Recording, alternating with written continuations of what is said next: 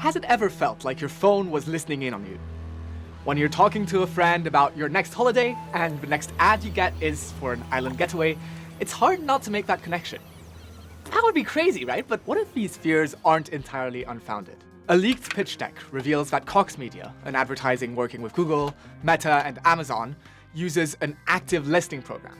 The slides say they use behavioral and voice data from 470 plus sources to capture real-time intent data by listening to your conversations and sell that data to customers. Now, the three companies, Meta, Amazon, and Google, have been relatively quick to distance themselves from Cox, saying that they don't work on that program and that they don't break the law regarding recording customer data. Right, but isn't every single one of those tech giants that you mentioned currently being sued for violating privacy protections? I mean, wouldn't it be reasonable then to assume that they're also lying about this and that my phone would be listening to me? Well, it's complicated. For more than a decade, we've been asking ourselves if our phones are listening to us and our conversations. Most investigations over the years have concluded that your phone probably isn't recording you at all, or if it is, it's not recording you all the time. If it did, you don't have any battery by the end of the day, and researchers would be able to see that data is being transmitted.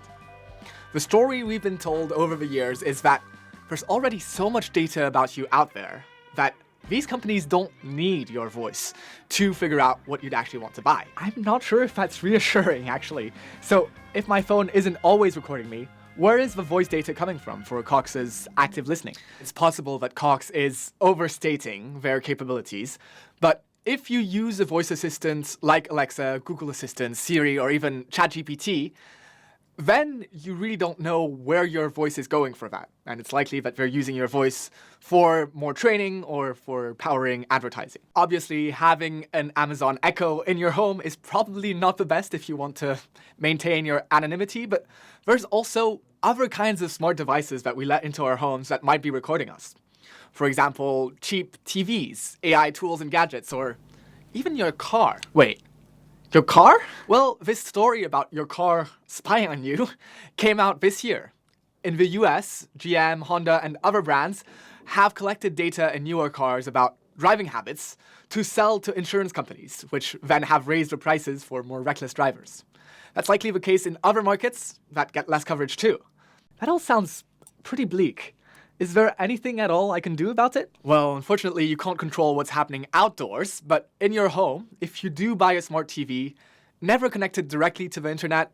In general, be very careful about what kind of internet-connected devices you buy, and don't connect them to your network if you don't trust them. That unfortunately applies to newer cars too. If you're concerned about this, you have to do your research. So to figure out what products are particularly violating of your privacy, and what you can do in terms of the basics to limit how much data is collected about you. You can check that you don't have any sketchy apps downloaded on your phone or on your computer, so just to make sure all your bases are covered.